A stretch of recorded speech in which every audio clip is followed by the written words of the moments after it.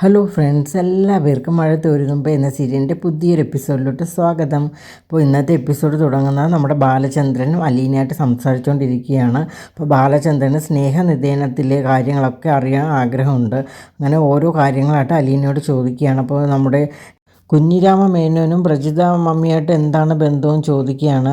അപ്പോൾ അവിടെ ഡൊണേഷനൊക്കെ കൊടുക്കാറുണ്ടെന്ന് പറയുകയാണ്. അപ്പോൾ അവിടെ ഒരുപാട് പ്രാവശ്യം വന്നിട്ടുണ്ടെന്നും പ്രജിത മമ്മി പറഞ്ഞിട്ടുണ്ട്.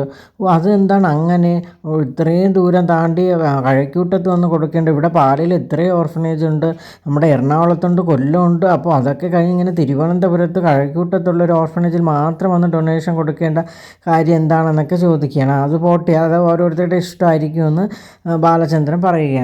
കുഴിയിൽ കാല് നീട്ടിയിരുന്ന മനുഷ്യൻ ഇത്രയും വയ്യാതെ മനുവിനെ വിളിച്ച് അവിടെ ഹോസ്പിറ്റലിൽ പോകണമെന്ന് കള്ളവും പറഞ്ഞിട്ടാണ് അവിടെ കഴക്കൂട്ടത്ത് വന്നതും നിന്നെ കണ്ടതൊക്കെ. നിന്നെ കണ്ടപ്പോൾ എന്താണ് അദ്ദേഹം പറഞ്ഞതെന്ന് ചോദിക്കുകയാണ്.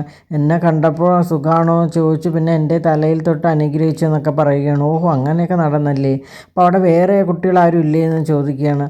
വേറെ ആരും ഇല്ലായിരുന്നു, അപ്പോൾ നമ്മുടെ ഓർഫനേജ് എല്ലാം പിരിച്ചുവിട്ട ആ ഒരു സിറ്റുവേഷനൊക്കെ ആയിരുന്നല്ലോ എന്ന് അലീന പറയുകയാണ്.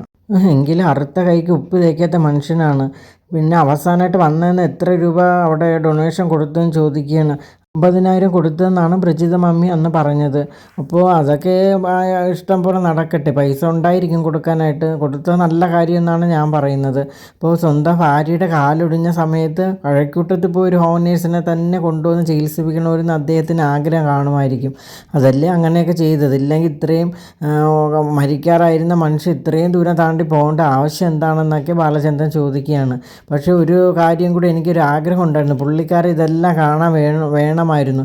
ഇതെല്ലാം കണ്ട് നല്ലപോലെ സന്തോഷിച്ച് ഉല്ലസിച്ചിട്ട് അദ്ദേഹം മരിച്ചാൽ മതിയെന്ന് ബാലചന്ദ്രൻ പറയുകയാണ്. അപ്പോൾ ഇതൊക്കെ കേൾക്കുമ്പോൾ അലീനയ്ക്ക് പേടിയാവുകയാണ്. കാരണം കഥകളെല്ലാം സാറിന് അറിയാമോ എന്നുള്ളൊരു ടെൻഷനുണ്ട്. അപ്പോൾ അലീന വളരെ പേടിച്ചും സങ്കടപ്പെട്ടും ഒക്കെ നിൽക്കുകയാണ്. അപ്പോൾ എന്നിട്ട് ബാലചന്ദ്രൻ പറയുകയാണ്, നീ ഇതൊന്നും കേട്ട് പേടിക്കണ്ട, ഞാൻ വെറുതെ നിൻ്റെ കാര്യങ്ങളൊക്കെ ഒന്ന് ചോദിച്ചെന്നേ ഉള്ളൂ, നീ ടെൻഷനൊന്നും ആണ്ട കേട്ടോ എന്ന് പറയുകയാണ്. അപ്പോൾ അലീനയ്ക്ക് ചെറിയൊരു ആശ്വാസം ആവുകയാണ്. എന്നിട്ട് അവളെ ചേർത്ത് പിടിച്ചിട്ട് പറയുകയാണ്, നീ എന്നും എൻ്റെ പെറ്റായിരിക്കും കേട്ടോ, എനിക്ക് നിന്നെ വളരെ ഇഷ്ടമാണ്, എൻ്റെ മക്കളിൽ ഒരാളായിട്ടാണ് ഞാൻ നിന്നെ കണ്ടിരിക്കുന്നതെന്നും ബാലചന്ദ്രൻ പറയുകയാണ്. അപ്പോൾ സാർ ഞാൻ എന്നാ പോട്ടെ എന്നൊക്കെ ചോദിക്കുകയാണ് അലീന. അപ്പോൾ അവിടെ നിൽക്കി, എനിക്ക് ഗുളികയും കൂടി എടുത്ത് താന്ന് പറയുകയാണ്. എന്നിട്ട് ഗുളിയെല്ലാം എടുത്ത് കൊടുത്ത ശേഷം അലീന ബ്രേക്ക്ഫാസ്റ്റ് കഴിച്ച പാത്രങ്ങളായിട്ട് താഴോട്ട് പോവുകയാണ്. എന്നിട്ട് അടുക്കളയിൽ ചെന്നിട്ട് പൊട്ടി കരയുകയാണ്. കാരണം തൻ്റെ ഈ കഥകളൊക്കെ അദ്ദേഹത്തിന് അറിയാമോ എന്നുള്ളൊരു ചിന്തയാണ്. വളരെയധികം പൊട്ടി അലീന കരയുകയാണ്. അതൊക്കെ കഴിഞ്ഞ് അലീന മുത്തശ്ശിയുടെ റൂമിലോട്ട് വരികയാണ്. അപ്പോൾ മുത്തശ്ശി എണീറ്റിരിക്കുകയാണ്. ആ മുത്തശ്ശി കാലൊക്കെ റെഡിയായല്ലേ? ഇപ്പോൾ തൽക്കാലം നീ ഇത് ആരോടും പറയണ്ട, നീ മാത്രം അറിഞ്ഞാൽ മതി. ഇനി ഇത് വല്ലതും വൈകി അറിയണമെങ്കിൽ എന്നെ നേരെ കമലയുടെ അടുത്തേക്ക് അയക്കും, നിന്നെയും പറഞ്ഞു വിടും. അതുകൊണ്ട് തൽക്കാലം ഇങ്ങനെ ഇരിക്കട്ടെ, നമുക്ക് ഡോക്ടറെ കണ്ടിട്ട് ചെക്കപ്പെല്ലാം കഴിഞ്ഞിട്ട് എന്തെങ്കിലും തീരുമാനിക്കാമെന്ന് പറയുകയാണ്. അങ്ങനെ ആവട്ടെ എന്ന് അലീനയും പറയുകയാണ്. മുത്തശ്ശി, എനിക്ക് ഇവിടുത്തെ ഓരോ കാര്യങ്ങൾ ആലോചിക്കുമ്പോൾ വളരെയധികം വിഷമമാണ്. ഭാര്യ ഒരു വശത്ത്, ഭർത്താവ് ഒരു വശത്ത്, എന്ന യുദ്ധം, മക്കളും മറുവശത്ത് നിന്ന് ആ യുദ്ധം എല്ലാം കണ്ടുകൊണ്ടിരിക്കണം. എന്തൊരു ഫാമിലിയാണ് എന്നൊക്കെ ചോദിക്കണം. എത്ര സന്തോഷമായിട്ട് കഴിഞ്ഞ ഫാമിലിയാണ് ഇതൊക്കെയെന്ന് പറയുകയാണ്. അപ്പോൾ ബാലചന്ദ്ര സാർ എന്തോ മാഡത്തിൻ്റെ പഴയകാല ചരിത്രങ്ങളൊക്കെ അറിഞ്ഞോ എന്ന് എനിക്കൊരു സംശയം ഉണ്ടെന്ന് അലീന പറയണം. ഇത് കേൾക്കുമ്പോൾ മുത്തശ്ശി ഒന്ന് ഞെട്ടുകയാണ്. എന്ത് ചരിത്രം? അവൾക്ക് എന്ത് ചരിത്രമാണുള്ളത്? അപ്പോൾ ഗംഗാധര സാർ എന്നോട് കുറച്ച് കാര്യങ്ങളൊക്കെ പറഞ്ഞിരുന്നു. നിന്നോടോ? നീ അതിന് ഇവിടുത്തെ ആരാണ്? നീ വെറും ജോലിക്കാരി മാത്രമല്ലേ, നിന്നോട് എന്താണ് പറഞ്ഞത്? ഇന്ന് സംസാരിച്ച കൂട്ടത്തിൽ എന്നോട് പറഞ്ഞായിരുന്നു, നീയാണ് ഈ കുടുംബം നോക്കാനുള്ളതെന്നും നിന്നെയാണ് ഞങ്ങൾ ഏൽപ്പിച്ചിട്ട് പോകുന്നതെന്നും പറഞ്ഞിരിക്കുകയാണ്. അതായത് ഒരു വള്ളത്തിൽ പോവുകയാണ്, അപ്പോൾ വള്ളത്തിൽ ഇരിക്കുന്നവരാണ് ഈ വീട്ടിലുള്ള എല്ലാ പേരും. അപ്പോൾ അവർ വള്ളം മറിക്കാനായിട്ട് ശ്രമിക്കും, അപ്പോൾ ഞാൻ താങ്ങി നിർത്തണം. പിന്നെ വള്ളത്തിൽ ദോരം ഇടാനായിട്ട് ശ്രമിക്കുക, ഞാൻ അതെല്ലാം അടച്ച് മുന്നോട്ട് കൊണ്ടുപോകണം എന്ന അർത്ഥത്തിലാണ് അദ്ദേഹം പറഞ്ഞതെന്ന് പറയുകയാണ്. അങ്ങനെയൊക്കെ പറയാനും സംരക്ഷിക്കാൻ നീ ആരാണ്? നീ ഇവിടെ വീട്ടുജോലിക്ക് വന്നതല്ലേ മോളെ എന്ന് മുത്തശ്ശി പറയുകയാണ്. ഗംഗാധരൻ സാർ അന്ന് എല്ലാ കാര്യങ്ങളും വിളിച്ച് പറഞ്ഞതാണ്. നീ 22 വർഷങ്ങൾക്ക് മുമ്പ്, അതായത് വിവാഹ ജീവിതത്തിന് മുമ്പ് നീ അവിടെ അഴിഞ്ഞാടി ജീവിച്ചതല്ലേ എന്നും, അപ്പോൾ നിൻ്റെ കാര്യങ്ങളൊക്കെ നിൻ്റെ മക്കളെ അറിഞ്ഞാൽ നിന്നെ മീനച്ച ആറ്റിലെടുത്ത് എറിയുമെന്നൊക്കെയാണ് പറഞ്ഞത്. ഓ, അങ്ങനെയൊക്കെ പറഞ്ഞു. അത് മാത്രമല്ല, ഒരു അടിയും കൊടുക്കുകയും ചെയ്തു. ബാലചന്ദ്രൻ സാറിനെയാണ് അവർ മാക്സിമം സപ്പോർട്ട് ചെയ്തതെന്നും അലീന പറയുകയാണ്. മുത്തശ്ശിക്ക് എല്ലാ രഹസ്യങ്ങളും അറിയാമല്ലോ, മുത്തശ്ശിക്ക് എന്നോട് എന്തെങ്കിലും പറഞ്ഞുകൂടെ എന്ന് ചോദിക്കുകയാണ്. എനിക്ക് എന്ത് രഹസ്യമാണ്? ഞാൻ നിന്നോട് പറയാനായിട്ട് ഒരു രഹസ്യം മാത്രമേ ഉള്ളെന്ന് പറയുകയാണ്. എങ്കിൽ അതെന്താണെന്ന് എന്നോട് പറയാൻ പറയുകയാണ്. ഞാൻ അതൊന്നും പറയേണ്ട ആവശ്യമില്ലെന്ന് പറയുകയാണ്. അപ്പോൾ അലീന പറയുന്നത്, എന്നാൽ ഞാൻ പറയട്ടെ നോക്കട്ടെ എന്ന് ചോദിക്കുകയാണ്. എങ്കിൽ നീ നോക്കട്ടെ എന്ന് പറയുകയാണ്. അതായത് നമ്മുടെ വൈജയന്തി മാഡത്തിന് വിവാഹത്തിന് മുമ്പ് ആഗ്രയിൽ വെച്ച് ഒരു റിലേഷൻഷിപ്പ് ഉണ്ടായിരുന്നു. ഇത് കേൾക്കുമ്പോൾ മുത്തശ്ശി ഞെട്ടുകയാണ്. നീ എന്തൊക്കെയാണ് ഈ പറഞ്ഞത്? ഞാൻ പറഞ്ഞ സത്യമല്ലേ? ആ സത്യമാണെന്ന് പറയുകയാണ്. അതൊക്കെ കഴിഞ്ഞ കഥകളല്ലേ, ഇനി അതൊക്കെ കുത്തിപ്പൊക്കേണ്ട ആവശ്യമില്ലല്ലോ.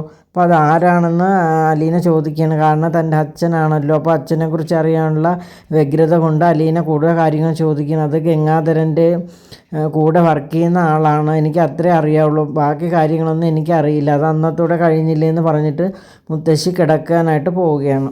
അപ്പോൾ അതെല്ലാം കഴിഞ്ഞിട്ട് അലീന അടുക്കളയിൽ നിൽക്കുന്ന സമയത്ത് ബാലചന്ദ്രൻ കോളിംഗ് ബെല്ലിൽ ചെയ്യുകയാണ്. അപ്പോൾ അലീന ബാലചന്ദ്രൻ്റെ റൂമിലോട്ട് കയറി പോകാനായിട്ട് സ്റ്റെപ്പിൽ വന്ന് നിൽക്കുന്ന സമയം നമ്മുടെ ബബിത ഒന്ന് തടയുകയാണ്. നീ തന്നെ എപ്പോഴും പോകേണ്ട ആവശ്യമില്ല, നിനക്ക് എന്താണ് ഇത്ര വലിയ മുകളിൽ പോകാനായിട്ട് ഇത്ര വലിയ തിടുക്കം? ഞാൻ പോയി നോക്കിക്കോളാൻ പറയുകയാണ്. ബബിത, നീ വെറുതെ പ്രശ്നം ഉണ്ടാക്കില്ല, സാറിന് റെസ്റ്റ് വേണമെന്നാണ് പറയുന്നത്, വെറുതെ ടെൻഷൻ അടുപ്പില്ല, എൻ്റെ അച്ഛൻ്റെ കാര്യം എനിക്ക് നോക്കാറിയാം, നീ ഇവിടെ തന്നെ നിന്നാൽ മതിയെന്ന് പറയുകയാണ്. ഞാൻ പറയുന്ന നീ പറയുന്ന കേൾക്കില്ലെന്ന് ബബിത പറയുകയാണ്. ഇല്ലേ, നീ കരഞ്ഞോണ്ട് ഇറങ്ങി വരേണ്ടി വരുമെന്ന് അലീന പറയുകയാണ്. എന്നിട്ട് ബബിത മുകളിലോട്ട് കയറി പോവുകയാണ്. അപ്പോൾ പിറകിൽ അലീനയും പോകുന്നുണ്ട്. അപ്പോൾ നീ വരണ്ട, എനിക്കറിയാം, നീ അവിടെ തന്നെ നിന്നാൽ മതിയെന്ന് പറയുകയാണ്. അങ്ങനെ അലീന അവിടെ തന്നെ നിൽക്കുകയാണ്. എന്നിട്ട് ബബിത റൂമിൽ കയറിപ്പോൾ അച്ഛൻ വിളിച്ചായിരുന്നു ചോദിക്കുകയാണ്.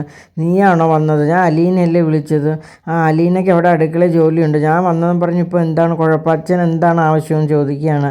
അപ്പോൾ ബാലചന്ദ്രൻ കുറച്ച് നേരം ആലോചിച്ചിട്ട് പറയുകയാണ്, എനിക്ക് കൊഴുക്കട്ട കഴിക്കണം മോൾ, അതായത് നമ്മുടെ ഈ അരിമാവ് കുഴച്ച് അതിൻ്റെ അകത്ത് ശർക്കരയും തേങ്ങയും അവിലൊക്കെ വെച്ചിട്ടുള്ളതില്ല, അത് ഉണ്ടാക്കി തരണം, എനിക്ക് എന്നെക്കൊണ്ട് പറ്റുമെന്ന് ചോദിക്കണം. അപ്പോൾ ബബിത ഒന്നും മിണ്ടാതെ നിൽക്കുകയാണ്. പിന്നെ എനിക്കൊരു ബീട്രൂട്ട് നാരങ്ങ നീരും തേനൊക്കെ ഒഴിച്ചൊരു ജ്യൂസും കൂടി വേണം, നീ പെട്ടെന്ന് പോയി തയ്യാറാക്കി കൊണ്ടുവരാനായിട്ട് ബാലചന്ദ്രൻ പറയുകയാണ്. അപ്പോൾ ബബിത വളരെയധികം വിഷമിച്ച് അവിടെ നിൽക്കുകയാണ്. അപ്പോൾ എന്നിട്ട് ബബിത പറയുകയാണ്, അച്ഛൻ എനിക്ക് ഇതൊന്നും ഉണ്ടാക്കാൻ അറിയില്ല, പിന്നെ നീ എന്തിനാണ് ഉയരോട്ട് കയറി വന്നത്? അച്ഛൻ്റെ എന്ത് ആവശ്യം സാധിച്ചു തരാമെന്ന് പറഞ്ഞല്ലേ വന്നത്? അത് അച്ഛൻ, അവൾക്ക് അവിടെ അടുക്കളയിൽ ജോലിയൊക്കെ ഉണ്ടായിരുന്നുകൊണ്ടാണ് ഞാൻ കയറി വന്നത്. അവളോ നിന്നെക്കാട്ടി 4-5 വയസ്സ് മൂത്തതല്ലേ, അവളെ ഇനി ഒരിക്കലും അലീന എന്ന് പേര് വിളിക്കരുത്, ചേച്ചി എന്ന് വേണം വിളിക്കാമെന്ന് പറയാം. എന്താണ് വിളിക്കേണ്ടതെന്ന് ബാലചന്ദ്രൻ ചോദിക്കുകയാണ്. ചേച്ചി ഫുള്ളായിട്ട് പറയാനായിട്ട് പറയാം, അത് അലീന ചേച്ചി, ഇങ്ങനെ വേണം പറയാൻ, മറിച്ച് പറയുന്നത് ഞാൻ കേൾക്കരുതെന്ന് താക്കീത് കൊടുക്കുകയാണ്. നിങ്ങൾക്ക് എന്താണ് ഈ അലീനയോട് ഇത്രമാത്രം എല്ലാവർക്കും ഈ വൈരാഗ്യം വരേണ്ട ആവശ്യം? അവളൊരു പാവം കുട്ടിയില്ലേ, നിങ്ങളൊന്നിനും ഉപദ്രവിക്കാൻ വരുന്നില്ല, നിങ്ങളുടെ എല്ലാ കാര്യങ്ങളും അവൾ ഭംഗിയായിട്ട് നോക്കുന്നില്ലേ, നിനക്ക് അവളൊരു സഹോദരി പോലെ ഒരു ചേച്ചി പോലെ കണ്ടൂടെ മോളെ എന്ന് പറയുകയാണ്. അപ്പോൾ ഇതൊക്കെ കേൾക്കുമ്പോൾ ബബിതയ്ക്ക് വിഷമം വരികയാണ്. അപ്പോൾ കുറച്ച് നേരം അവിടെ നിന്ന് കരയുകയാണ്. ഞാൻ നിന്നെ വിഷമിപ്പിക്കാൻ വേണ്ടി ഒന്നും പറഞ്ഞില്ലല്ലോ മോളെ, നീ എപ്പോഴും സന്തോഷമായിട്ട് ഇരിക്കുന്നതാണ് എനിക്കിഷ്ടമെന്നൊക്കെ ബാലചന്ദ്രൻ പറയുകയാണ്. അപ്പോൾ ഇതോടുകൂടി ഇന്നത്തെ എപ്പിസോഡ് ഇവിടെ അവസാനിക്കുകയാണ്. അപ്പോൾ നിങ്ങൾക്ക് എൻ്റെ വീഡിയോസൊക്കെ ഇഷ്ടമാണെങ്കിൽ എൻ്റെ ചാനൽ ഒന്ന് സബ്സ്ക്രൈബ് ചെയ്യുക, അതോടൊപ്പം തന്നെ ലൈക്ക് ചെയ്യുക, ഷെയർ ചെയ്യുക, നിങ്ങളുടെ വിലയേറെ അഭിപ്രായങ്ങളൊക്കെ അറിയിക്കുക. താങ്ക്